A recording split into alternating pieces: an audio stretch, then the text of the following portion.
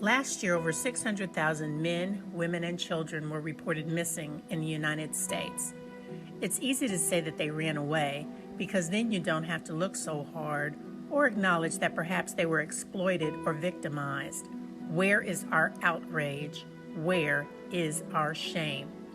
Human trafficking is defined as the recruitment, transportation, harboring, transfer, or receipt of individuals by deception, force, fraud, or coercion for purposes of exploitation. Human trafficking takes many forms: sex trafficking, forced labor, and debt bondage. According to the U.S. State Department, forced labor is the most prevalent exploitation, and the International Labor Organization estimates 4 million children are working involuntarily. The exploitation of children can also be seen in countries where children are brides, some as young as 7 years old. There is a global initiative to eradicate this practice by 2030. Traffickers are skilled at identifying potential victims, typically those who live in poverty, have unstable housing situations, or are disconnected from family. What appears as a consensual relationship, upon closer examination, uncovers emotional and physical abuse. Many victims demonstrate loyalty to those who abuse them. And if we were to see someone physically restrained, we would make the connection. Mental and chemical restraints are less obvious.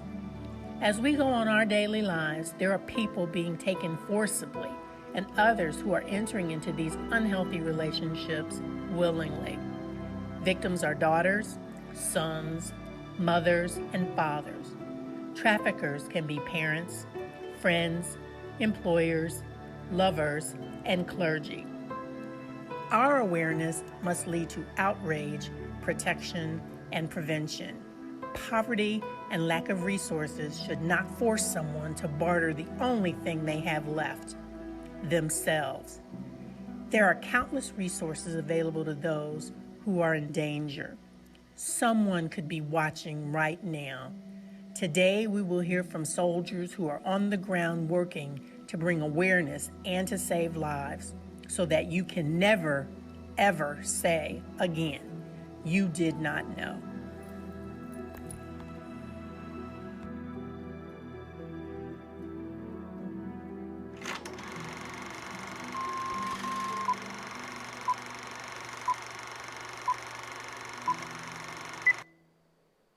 Good evening, this is Dr. Michelle Pierce-Mobley, and I want to welcome you to another segment of Tabernacle Talks. And tonight we are going to be talking about slavery in disguise. And with me this evening, I have some guests that are just phenomenal on the topic of human trafficking, and I'd like to take an opportunity to introduce them. We first have Dr. Anthony Talbot, and he is the Director of Advocacy at the University of Dayton Human Rights Center. He's the co-founder of Abolition Ohio, and he's a champion of human rights and social justice. Secondly, we have the graduate student, Bailey Johnson. Hi, Bailey. Thanks for coming today. She's a student in the public administration program at the University of Dayton and serves as a graduate assistant for Abolition Ohio. And finally, we have with us guest Sheila Crane. She's the Abolition Ohio Speakers Bureau chair, and I'm glad that Sheila has joined us as well on the program tonight. I know Dr. Talbot has asked me to call him Tony, so if you hear me calling him Tony, it is certainly with his permission to do that. And I do want to start off the program by asking Tony to give us a really good working definition of the mission and role of Abolition Ohio. Thanks, Dr. Michelle. Abolition Ohio has been around for 11 years, and its mission is to stir society's conscious to action against human trafficking and slavery. Human trafficking is the modern-day slave trade. People, as it was said in the video a few minutes ago, people are being exploited. It's happening all over the world. It's a major, major issue. So we wanted to come together to use the power of the university as a convener to bring folks together to try to do something locally about human trafficking in the greater Dayton area and across Ohio through awareness raising, education, and advocacy so that we can work to protect victims of trafficking, to work with law enforcement, to prosecute traffickers, and I think most importantly, work to prevent human trafficking from taking place in the first place. Thank you, Tony. That was a great explanation of Abolition Ohio's role. Bailey, I'm going to pick on you. What groups are most vulnerable to sex traffickers? Yeah, thank you for that question. So I think it is important to note that oftentimes victims of human trafficking can have multiple different vulnerabilities.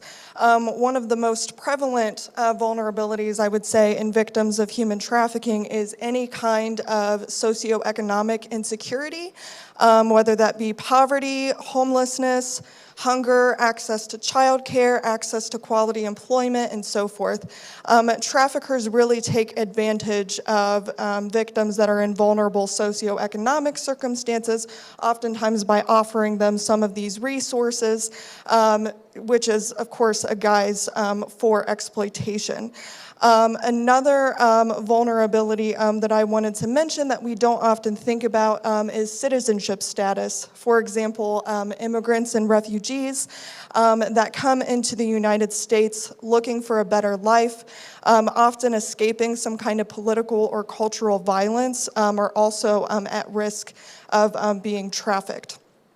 Another vulnerability that I wanted to mention is any kind of exposure to abuse, especially childhood sexual abuse is a major vulnerability for victims of human trafficking. And this is because victims of childhood sexual abuse don't oftentimes have exposure to healthy boundaries, healthy relationships, and they can get caught in a very traumatic back and forth kind of cycle with these unhealthy relationships without early intervention. But at the end of the day, it's important to remember that, a lot of us have vulnerabilities, maybe one or two at different points of our lives, but victims of human trafficking oftentimes have several vulnerabilities and sometimes very significant vulnerabilities. Thank you very much for that detailed explanation. I now want to move, Sheila, if you can kind of outline the strategies that are used to lure victims. Absolutely. We're going to talk about strategies, but it's very important for you to understand that most victims go willingly. Once they're caught up in human trafficking, force, fraud, and coercion, as you mentioned in the film, once that's an element, then this is what's called human trafficking.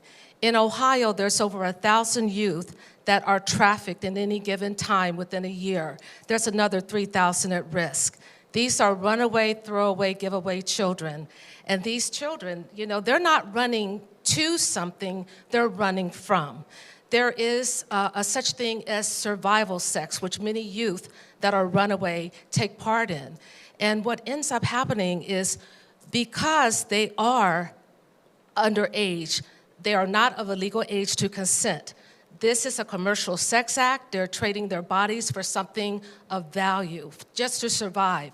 So again, it could be a couch, it could be a McDonald's Happy Meal, but this is a sexual transaction, and this is human trafficking. A child cannot give consent. What are vulnerabilities? Strategies? A parent, a mother who might be holding the hand of her 12-year-old while the boyfriend is sexually molesting her. And the mother will say, honey, you need to do this for us. Or there could be a parent that is trading their child for a $20 bill and a pack of cigarettes. These are strategies, but the number one means of luring and strategic planning for traffickers is grooming.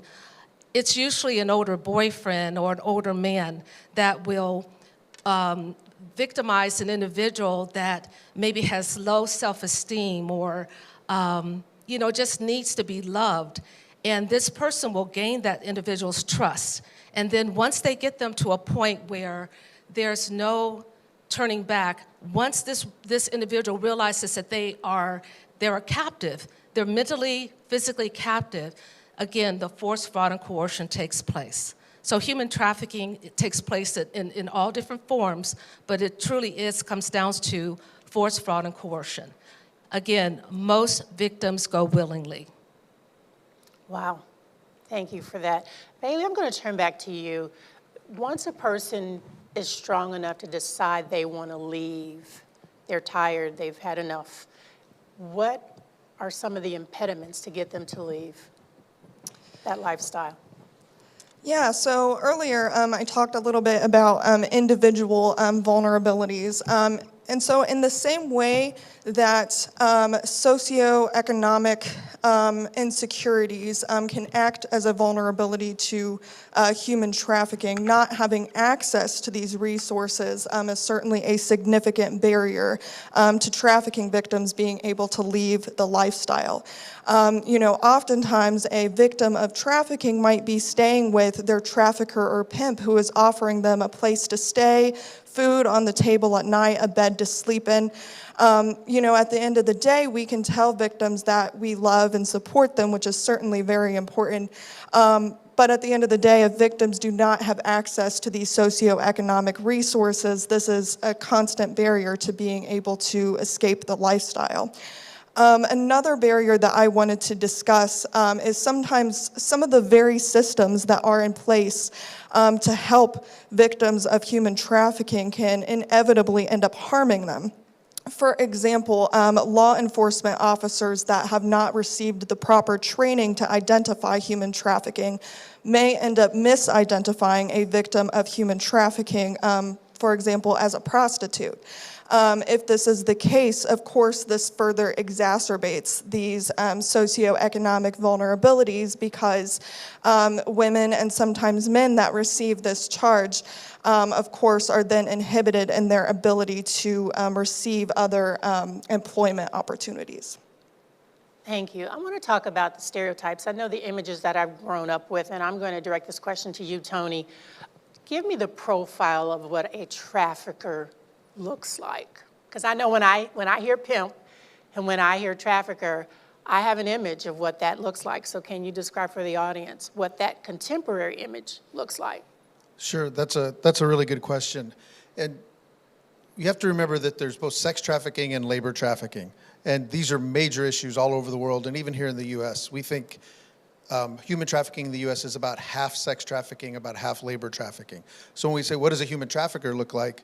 It could be anything from a large business that's running a sweatshop or that is exploiting migrant workers and not paying them, forcing them to work overtime, using threats of force or deportation to control them, to make them work. So it could be a nice businessman or a business person. When we're thinking about sex trafficking, it could be a sex trafficking venue where, for example, a massage parlor. We have a major problem in Ohio and across the country with what are called illicit massage businesses or erotic massage parlors. In that case, women are being compelled to work to provide massage, but they're also being sometimes compelled to provide commercial sex acts by the person running the massage parlor. So that could be another woman. If their victims are Chinese, maybe it's an older Chinese woman who's actually the trafficker and running things and forcing it to happen. But then more business people behind that. Or it could be a father or a mother or a boyfriend or girlfriend who has a substance use disorder, a drug addiction, and is then using a person, their girlfriend, their boyfriend, their child, as a means of money to supply their drug habit. So it could be everything from a big enterprise level crime, organized crime, or a business down to a just local individual person exploiting their significant other, so to speak. I'm going to pick on you again, Tony, because when I was doing research for this topic, I came across a research study by Williamson and Marcus. It was written in 2017, and it was called Black Pimps Matter.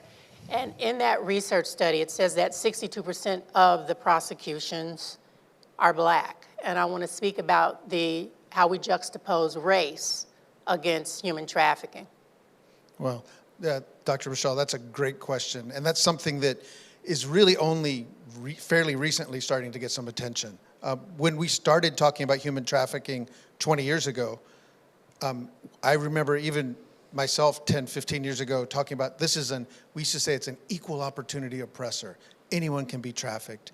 Anyone can be a trafficker. Anyone can be a victim.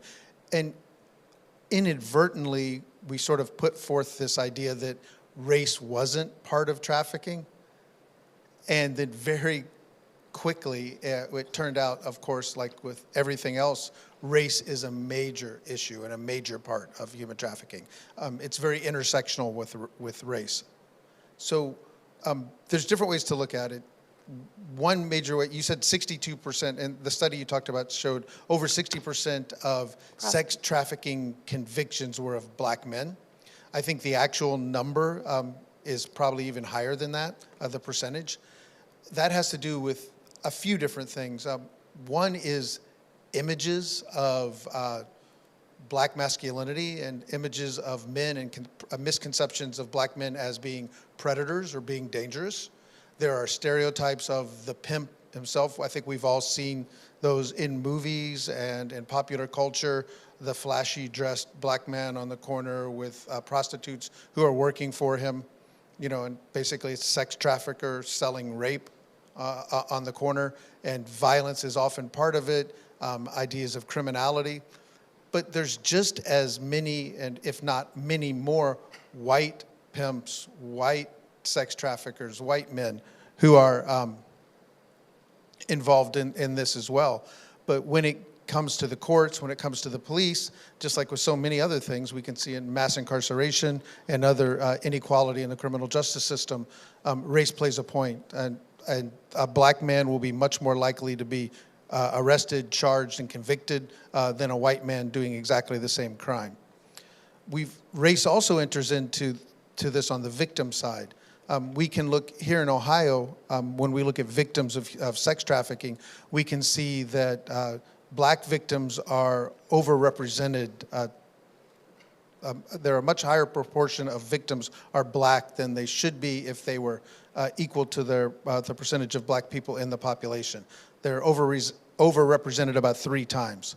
So why are it's usually black girls and black women being seen as human trafficking victims and being much victimized at a higher rate than white women, at least comparatively speaking.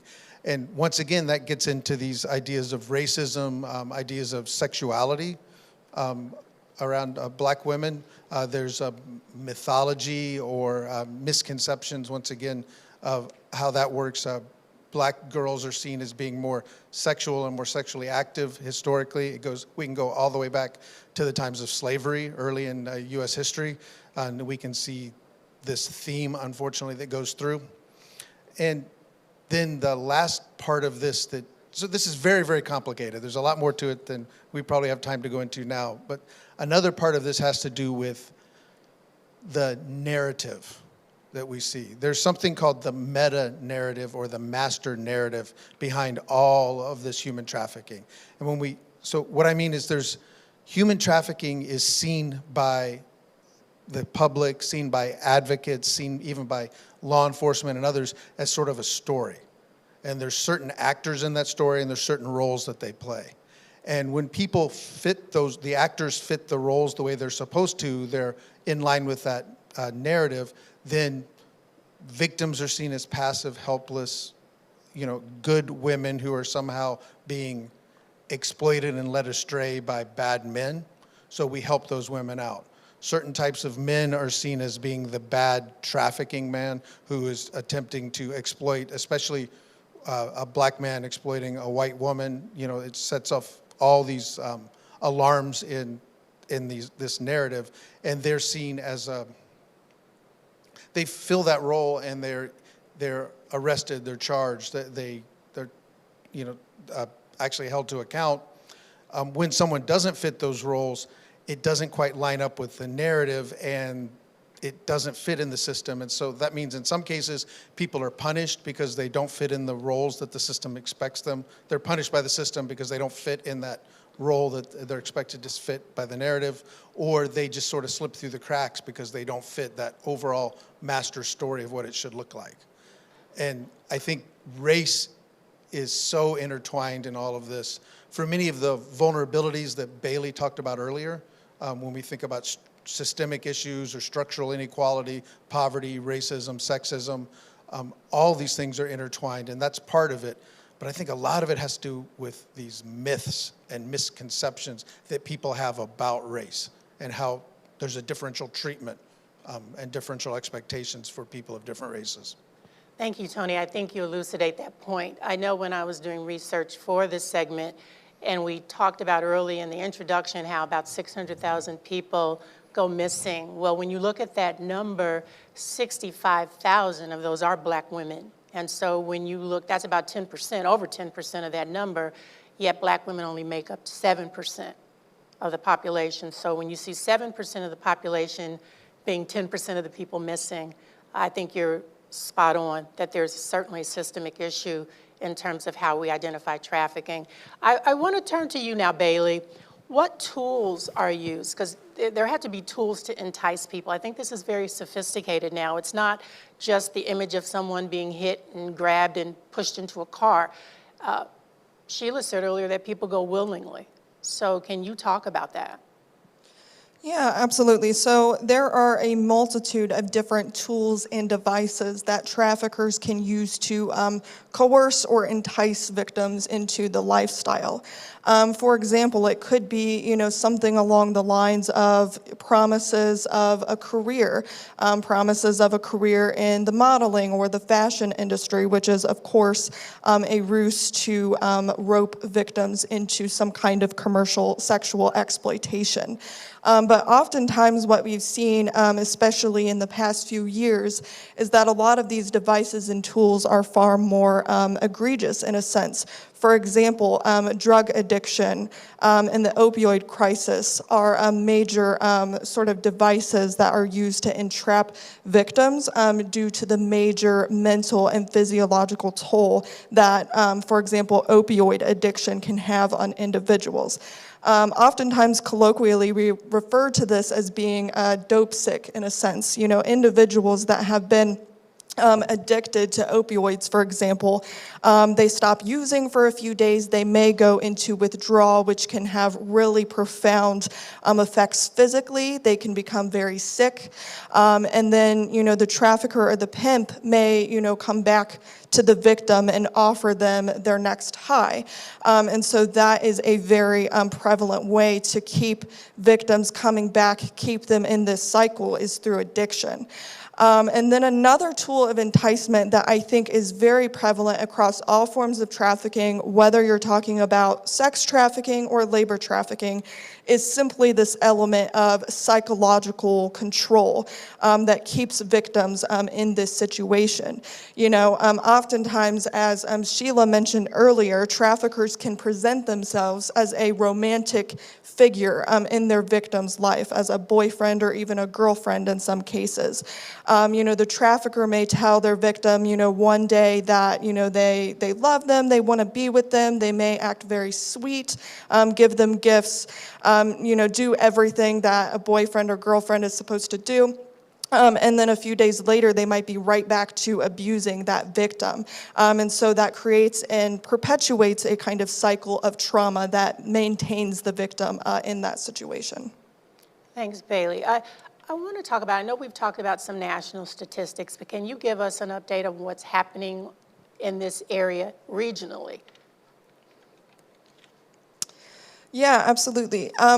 So in terms of Dayton, like other major metropolitan areas in the state of Ohio, is kind of known for being a hub of human trafficking.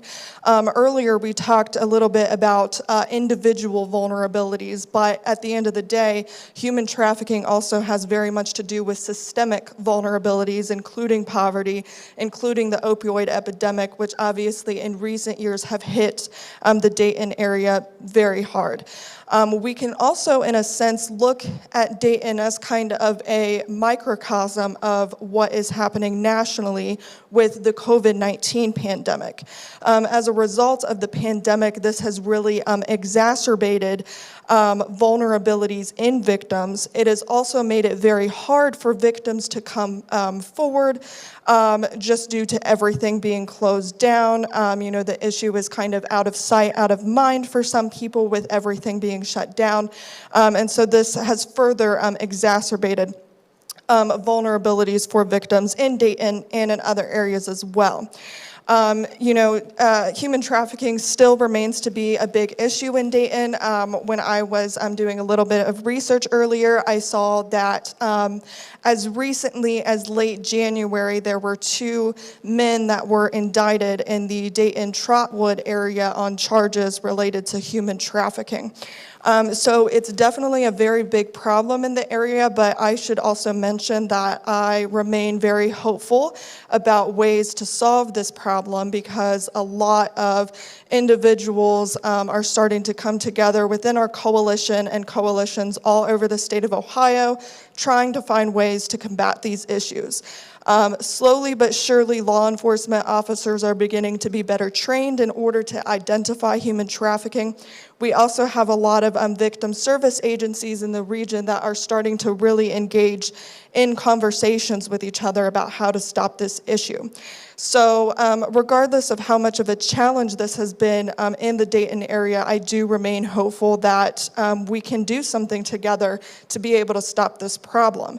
And it's very important that people remember that regardless of the fact that we are in the middle of a global pandemic, we have to continue this work. If anything, the fact that we are in a global pandemic is more of a reason to continue this work.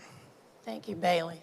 Just exceptional information, and I hope that the audience is taking notes, and it's making you uncomfortable because obviously the topic should.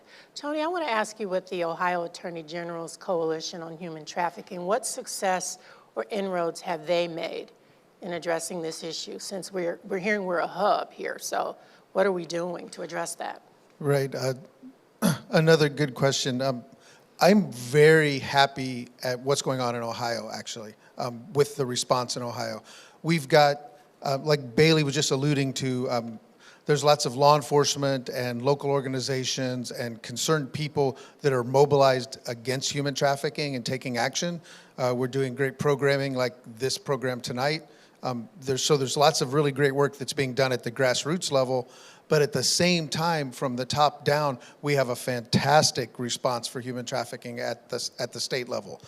The Attorney General and the Governor, and the previous Attorney General and Governor as well, took this issue very, very seriously and implemented a lot of very robust programming. I'm a member of Attorney General Yost's Human Trafficking Commission, and I was a member of the commission under the previous Attorney General as well. And the Human Trafficking Commission is fantastic because it brings together state-level law enforcement with some federal law enforcement, and then victim service providers, concerned victim advocates, experts, scholars, and a survivor council that gives advice to the unit as a whole. It's divided up into working groups to focus on real important key functional areas dealing with human trafficking prevention. For example, I chair the Demand Reduction Committee, which looks at human trafficking as a business, and if you want to disrupt a business, you've got to try to reduce the demand for the product that's being sold. In this case, the demand for commercial sex or the demand for cheap slave-made goods. So we're working on trying to shift culture and shift social norms and develop new laws and policies that can help reduce that. There's a healthcare committee that's focused directly on the human trafficking response among healthcare. There's one on education, awareness raising, law enforcement, et cetera. So it looks at the issue very holistically with survivor input and survivor advice and oversight for everything to make sure that what we're doing is actually going to reduce harm and not inadvertently cause problems. And it brings together It's great. It brings together cops and social workers and other people all in the same room, all united, Republicans and Democrats working on this issue together.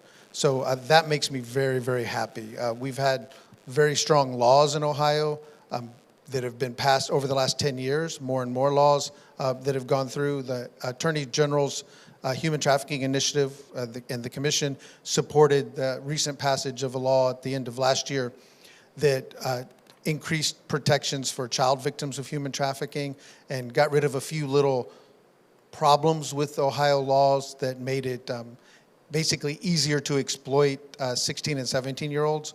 That's all been fixed. That part of the law has been shifted, and now all minors, everyone under the age of 18, is considered, if they're being prostituted, they're considered a victim of human trafficking, period. They don't have to show any additional force or fraud or coercion like an adult would. It's also increasing the penalties for people who purchase commercial sex. So that's sort of the demand reduction side. If you increase the penalties for purchasing sex, the idea is that people will be less likely to purchase sex, so it'll reduce the demand, which will reduce the need to exploit vulnerable men, women, and children to be trafficked, to meet that demand. And it does a lot of other things too. So overall, between the governor and the attorney general at the state level, top down, really strong bipartisan response and push to try to prevent trafficking and to protect victims of trafficking. And then they support the grassroots coming up that are doing this support and this work on the local level as well. And it's been, I think, a really good system. We still have a little ways to go, obviously, but I think there's a fantastic response. There's a high level of awareness across the state. There's a robust policy response now for how to protect victims, how to go after the bad guys, prosecute the traffickers, and increasingly how to do education, awareness raising, et cetera, to work toward reducing vulnerabilities and preventing human trafficking too.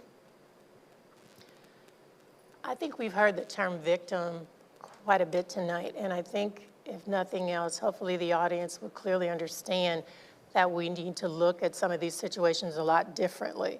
I know if I see someone on the street, I'm not going to be so quick to judge why they're there, how they're there, or what they had to go through to be there and what's going to happen to them when they leave that situation. And I hope that we've impressed upon individuals that are watching that we really should reserve judgment, because based off of what we're hearing, that's not a life that a child chooses. And I just hope that we're really listening here. Sheila, I want to direct this next question to you because you talked about housing earlier in terms of that vulnerability. Talk about the vulnerabilities that are created for victims. Absolutely. And thank you for mentioning that. Homelessness is probably the #1 vulnerability. We talked about a little bit earlier about strategies, and the reality of it is that there are youth that are mandated to go into teen shelters and recruit other youth. In 2012, I worked with Montgomery County's PIC, Prostitution Intervention Collaborative, as a housing consultant. It wasn't until then, I had never heard of human trafficking. I attended a Dorothy Stang symposium on human trafficking. There I learned that, the horrors of human trafficking and what was happening to our youth especially, and my heart went out to them. I'm working with adult women who want to get out of prostitution. So I went back to Cheryl Oliver of Oasis House, and I said, Cheryl, I have to advocate for the children. And she said to me then, Sheila, most of these women were sexually violated or trafficked as children. So that really only cemented my decision that this is where I needed to be. But let's take another look at Ohio. Let's look at Ohio vulnerabilities. We have an extensive highway system, most truck stops in the nation, the 5th large number of strip clubs, close proximity to Canada, within a day's drive to multiple municipalities, sharply rising immigrant population, unemployment, poverty, and as Bailey mentioned earlier, the opiate substance abuse crisis that we're having right here in this state, in this city, in the country, has really, really exacerbated the vulnerabilities of human trafficking. As we talked about, when victims are rescued or again, they really have nowhere else to go in some cases, so they end up going back to that trafficker. They are vulnerable. They go back to the trafficker because in many cases they have nowhere else to go. So these are the vulnerabilities, and especially for Ohio, for most of the country. Thank you, Sheila. Tony, I'm going to ask you my final question. And what do educators and advocacy groups do to give awareness to the public, to provide preventive services? Just kind of walk us through what we can anticipate or expect from organizations like Abolition Ohio. Yeah, thank you, Dr. Michelle. Advocacy, for me, especially when you're talking about an issue like human trafficking, education and advocacy can't be separated. Knowledge is power, and you have to educate, equip, and empower the people that you're teaching or talking to, whether it's members of the community, whether you're talking to middle school students or high school students or college students. You educate them, you equip them with the tools to respond to this terrible thing that they're learning about, and then you empower them to go out and make a difference. Because, that's what this is all about. There's a lot more of us, of good people, than there are of the bad people, of the traffickers. So it's like so many other social issues. If we learn about this, if we mobilize about this, and with an eye towards actually doing a positive action, we can really do something to reduce trafficking, potentially even end trafficking. For me, the key is prevention. I think there are so many people who are suffering now, so many victims and survivors who are dealing with all the trauma of being trafficked. And we need folks to help them, to take care of them, to provide services for them. But I think of it as sort of like a metaphor of people drowning in a river, right? You see people drowning in a river, we need those people helping, swimming out, pulling them ashore, warming them up, giving them blankets. But I'm that guy I'm like, okay, all these people are drowning in the river. Let's go upstream and figure out who's pushing them into the river in the first place. And let's stop that from happening. Let's start younger, with younger and younger children, and teach them what boundaries are, how to respond, what to happen if something wrong does happen, who they can go to, who their safe, trusted adult is that they can seek help from. Let's better educate teachers and folks who deal with children, so that they can recognize the signs of human trafficking and know how to respond to human trafficking when they do see it. That's a big deal. You can recognize it, but if you don't know how to respond to it, you're not going to get anything done. So it's got to go beyond just raising awareness. It's got to go beyond just educating people to adding that next step of real positive actions and advocacy they could take. We say that when you're talking to someone about this issue, whether it's a child or a senior citizen, you've got to really hit them in the heart. So tell them about the suffering, create that sense of connection and empathy with the victims and with the people who are suffering. Then you have to hit them in the head. What I mean by that is you have to engage their mind in this. Let them understand why it's happening. What are the structures in place? Why does the exploitation take place? The who, what, when, where, why, how of human trafficking. And then it ends with engaging their hands, giving them serious, positive, meaningful actions that they can take, and empowering them to take those actions. If you can do all of that, you can really make a difference and end this problem. And that's why I do this. There are so many other issues that are out there, but this is one issue where I truly believe if we all get educated, if we all increase our knowledge, if we all increase the feelings in our heart and listen to all of the voices of the people who are being oppressed and take real thoughtful action to it, we can end human trafficking in our lifetimes. Thank you. I want to thank our guests from Abolition Ohio in not just engaging our minds, but engaging our hands and engaging our hearts. I'm going to end with this recap.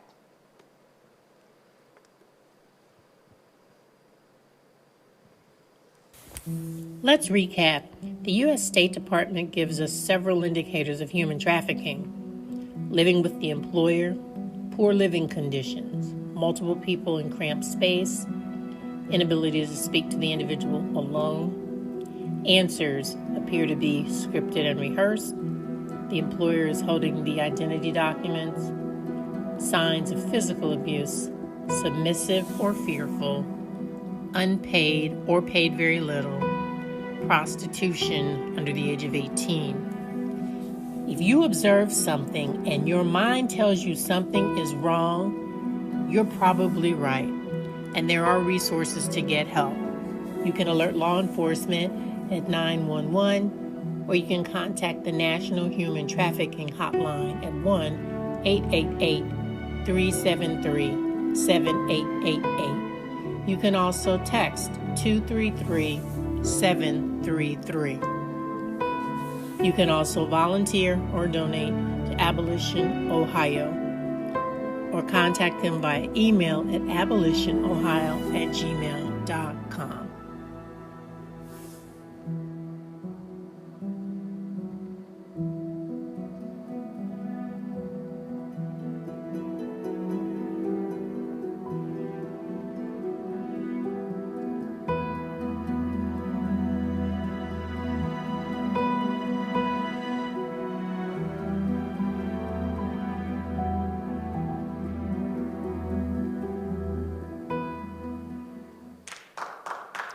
I want to make sure that you join us next week, because we're going to continue this discussion. When we talked about strategies to lure, one of those strategies is drugs and addiction. So please join us next week for Person Overboard,